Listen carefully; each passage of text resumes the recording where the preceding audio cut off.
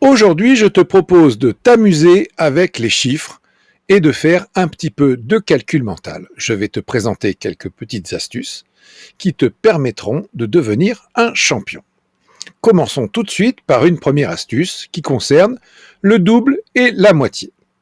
Calculer le double d'un nombre donné revient à ajouter ce nombre à lui-même, donc à multiplier ce nombre par 2. Par exemple, le double de 254, c'est 254 plus 254, autrement dit 254 fois 2, et cela fait 508. En revanche, calculer la moitié d'un nombre donné revient à diviser ce nombre par 2. Par exemple, la moitié de 312, c'est 312 divisé par 2, et cela fait 156. Donc, tu veilleras à faire bien attention à ne pas confondre le double d'un nombre avec sa moitié. Illustrons à l'aide d'un petit schéma ce double et cette moitié. J'ai 3 petits lapins, j'en veux le double, donc j'imagine, je les multiplie par 2, et bien je vais passer à 6 petits lapins. Je peux revenir en arrière, si je veux la moitié de 6, eh bien je divise 6 par 2, et j'obtiens 3 petits lapins. Donc ce petit schéma, tu te le visualises dans la tête, et cela te permettra de faire la distinction entre le double d'un nombre et sa moitié. Alors, une petite astuce consiste également à utiliser la décomposition d'un nombre, soit pour en trouver sa moitié, soit pour en trouver son double de façon plus simple. Par exemple, si on me demande de déterminer la moitié de 356, alors 356, ça commence à être un nombre conséquent, et il n'est pas immédiat de trouver directement la moitié de 356. En revanche, si je décompose 356 de la manière suivante, je dis que 356, c'est 300 plus 50 plus 6.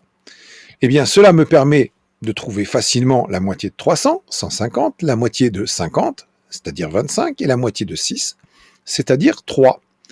Eh bien, la moitié de 356, ça sera 150 plus 25 plus 3, c'est-à-dire 178. Donc pense à bien utiliser cette décomposition, cela te facilitera énormément les calculs. Passons à une deuxième astuce qui concerne le quadruple et le quart d'un nombre. Alors tout d'abord, une première observation, c'est que 4, c'est 2 fois 2. Ainsi, calculer le quadruple d'un nombre donné revient à prendre le double du nombre donné, donc à multiplier ce nombre par 2, puis à nouveau par 2. Par exemple, le quadruple de 79, c'est le 79 multiplié par 2, c'est-à-dire 158, et 158 fois 2, c'est-à-dire 316. Donc tu le constateras, pour multiplier un nombre par 4, il est plus simple de prendre le double du nombre. En revanche, calculer le quart d'un nombre donné revient à prendre la moitié de la moitié du nombre, donc à diviser ce nombre par 2, puis à nouveau par 2. Par exemple, le quart de 528, eh bien je commence par prendre la moitié de 528, c'est-à-dire 264, et la moitié de 264, c'est-à-dire 132. C'est beaucoup plus simple que de diviser directement 528 par 4. Donc le quart de 528, eh bien cela vaut 132. Illustrons cet exemple à travers nos petits lapins. Alors j'ai toujours 3 petits lapins, j'en prends le double, donc j'en obtiens 6. Je reprends le double de 6 et j'en obtiens, eh bien entendu, 12. Je peux donc dire que le quadruple de 3, eh bien c'est 3 fois 4 et cela fait 12. Inversement, si j'ai 12 petits lapins que j'en veux la moitié, donc je divise par 2. Si j'en prends à nouveau la moitié, donc que je redivise par 2, j'en obtiens 3. Au final, si je veux prendre le quart d'un nombre, eh bien je le divise par 2, puis à nouveau par 2. Passons à une astuce suivante. Multiplier ou diviser un nombre par 10. Pour multiplier un nombre par 10, il suffit de décaler la virgule d'un rang vers la droite. J'insiste bien, vers la droite. Et éventuellement, tu pourras rajouter un 0 si cela est nécessaire. Par exemple, le décuple de 18,4, eh bien c'est 18,4 fois 10. Ma virgule ici, je la décale d'un rang vers la droite, j'obtiens 184. En revanche, pour diviser un nombre par 10, eh bien cette fois-ci, on va décaler la virgule d'un rang vers la gauche. Et éventuellement, tu pourras rajouter un 0 si cela est nécessaire. Par exemple, le dixième de 5,78, eh bien c'est 5,78 divisé par 10. On décale la virgule d'un rang vers la gauche et on obtient 0,578. Alors si tu as encore quelques difficultés avec cette multiplication ou cette division par 10, tu pourras utiliser ce que l'on appelle le glisse-nombre. Alors ce glisse-nombre, c'est un espèce de gabarit sur lequel figurent les colonnes milliers, centaines, dizaines, unités, dixièmes, centièmes, millièmes. Et je vais placer une bande numérique avec un nombre dessus, par exemple 7,59. Je veux le multiplier par 10. Eh bien, très simplement, je tire ma bande et je décale la virgule d'un rang vers la droite et j'obtiens 75,9. En revanche, si je veux diviser 7,59 par 10, cette fois-ci, je tire la bande dans l'autre sens de façon à ce que la virgule soit décalée d'un rang vers la gauche et j'obtiens 0,759. Alors ce petit glisse-nombre peut être utile si jamais tu as vraiment beaucoup de mal à visualiser cette multiplication et cette division par 10. Passons à une nouvelle astuce. Multiplier ou diviser un nombre par 5. Alors tout part de cette observation. 5, eh bien, c'est la moitié de 10. Autrement dit, 5, c'est 10 divisé par 2. Ainsi, pour multiplier un nombre par 5, on le multiplie par 10, puis on divise le produit par 2. Donc on prend la moitié de ce produit. Par exemple, 18,4 fois 5, c'est 18,4 fois 10, c'est-à-dire 184, et la moitié de 184, c'est 92. Tu vois qu'ainsi, il est beaucoup plus simple de multiplier par 10 puis de prendre la moitié que de multiplier directement par 5. En revanche, pour diviser un nombre par 5, eh bien, on le multiplie d'abord par 2, donc on en prend le double, puis on divise le produit par 10. Par exemple, 8,8 divisé par 5, eh bien, je prends le double de 8,8, c'est-à-dire 17,6, que je divise par 10 et j'obtiens 1,76. Alors visualisons cette astuce. J'ai 76 au départ. Je le multiplie par 10, j'obtiens 760. Je le divise par 2, j'en prends la moitié, j'obtiens 380. Eh bien, je peux dire que 76 fois 5, ça fait 380. Inversement, si je pars de 380 et que je veux le diviser par 5, je commence par en prendre le double, c'est-à-dire 760, puis je le divise par 10, 760 divisé par 10, ça fait 76. Autrement dit, le cinquième de 380, eh bien c'est 76. Passons à une nouvelle astuce, multiplier ou diviser un nombre par 8. Alors observons d'abord que 8 c'est 2 fois 2 fois 2. 2 fois 2, 4, 4 fois 2, 8. Donc, pour multiplier un nombre par 8, on prend le double du double du double du nombre. Plus simplement, on multiplie ce nombre par 2, puis on multiplie le produit encore par 2, et enfin une nouvelle fois par 2. Ça a l'air compliqué à dire, mais c'est beaucoup plus simple à calculer. Par exemple, 27 fois 8, eh bien c'est 27 fois 2, 54, 54 fois 2, c'est-à-dire 108, et 108 fois 2, c'est-à-dire 216. Ainsi, multiplier 27 par 8, tu obtiendras 216 de façon beaucoup plus simple. En revanche, pour diviser un nombre par 8, eh bien, on en prendra la moitié, de la moitié, de la moitié du nombre. Plus simplement, on divise ce nombre par 2, puis on divise le quotient encore par 2, et enfin, une nouvelle fois par 2.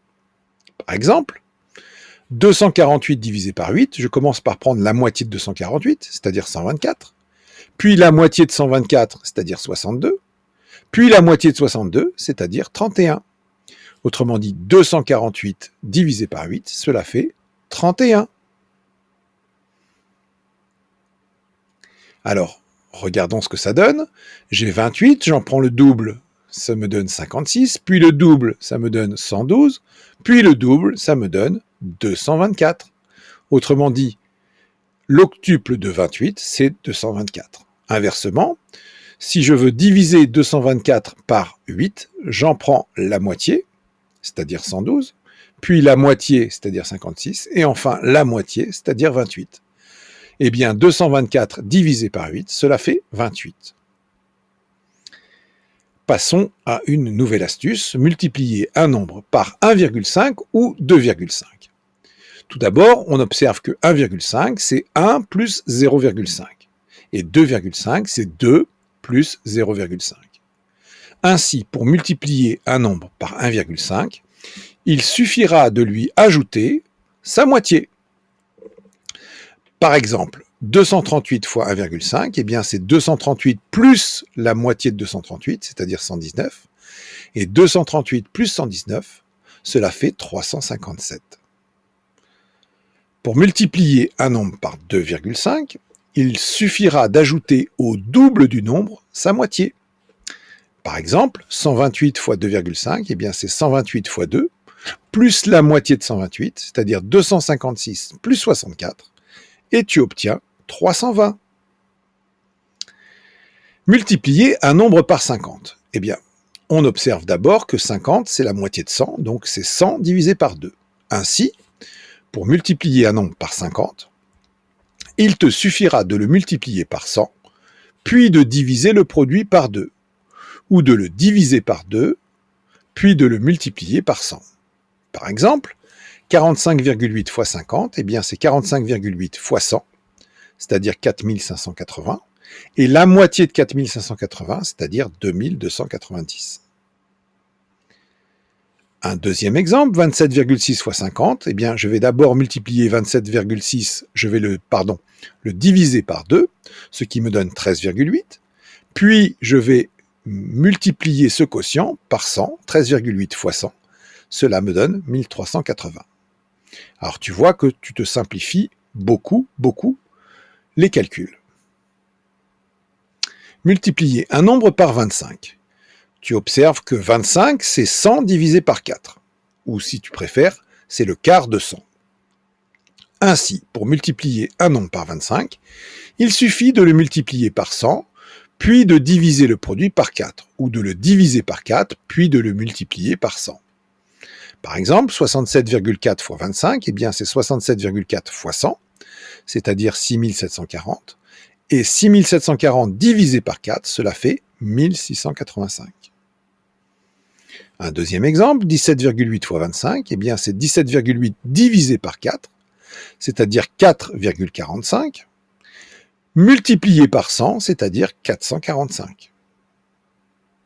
Alors ces astuces sont très pratiques, et je t'invite à les utiliser dès que possible. Multiplier un nombre à deux chiffres par 11. Alors, prenons des exemples pour illustrer cette méthode. 26 fois 11, eh bien, je vais prendre les deux chiffres qui constituent 26, et je vais les écarter, comme ceci. Le 2, et un petit peu plus loin, le 6. Au milieu, je vais y faire figurer la somme de ces deux chiffres, c'est-à-dire 2 plus 6. 2 plus 6, ça fait 8. Eh bien, 26 fois 11, cela fera 286. Autre exemple, à toi de jouer. 45 fois 11. Je prends mon 4, je prends mon 5, je les écarte. Au milieu, je mets la somme, 4 plus 5, cela fait 9. 45 fois 11, cela fait 495. Maintenant, on pourrait se poser une petite question. Que se passerait-il si la somme des deux chiffres est plus grande que 10 ? Eh bien, voyons comment procéder sur les deux exemples suivants. 87 fois 11. Alors, on commence tout de suite par utiliser la même formule. Je prends mon 8, je prends mon 7, je les écarte. Au milieu, j'inscris la somme, 8 plus 7, c'est-à-dire 15. Alors, cette fois-ci, cette somme est plus grande que 10. Donc, je commence par conserver le chiffre des unités, c'est-à-dire 5, et je rajoute une unité au chiffre des centaines, c'est-à-dire 8 plus 1, et cela me donne 9. 87 fois 11 égale 957. 79 fois 11. À toi de jouer. Je prends mon 7, je prends mon 9, je les écarte, je mets la somme 7 plus 9 au milieu, cela fait 16, Je garde le chiffre des unités, 6. Je rajoute une unité à 7 et j'obtiens 869. Un petit bonus qui concernera davantage les élèves de 3e. Alors, parfois, on peut utiliser, pour faire certains calculs, la différence de 2 carrés. Alors, rappelons cette différence. Eh bien, a plus b, facteur de a moins b, c'est égal à a au carré moins b au carré. Comment utiliser cette identité remarquable? Eh bien, par exemple, si on nous demande de calculer 22 fois 18, il faut avoir la présence d'esprit de remarquer que 22, c'est 20 plus 2, et 18, c'est 20 moins 2. Je tombe bien sur la troisième identité remarquable avec a qui vaut 20 et b qui vaut 2. Donc 22 fois 18 sera égal à 20 au carré moins 2 au carré. Autrement dit, 22 fois 18 sera égal à 400 moins 4. 22 fois 18 est égal à 396. Voilà, nous arrivons au terme de cette petite vidéo et j'espère que tu te seras bien amusé et que tu auras appris beaucoup de choses. À bientôt!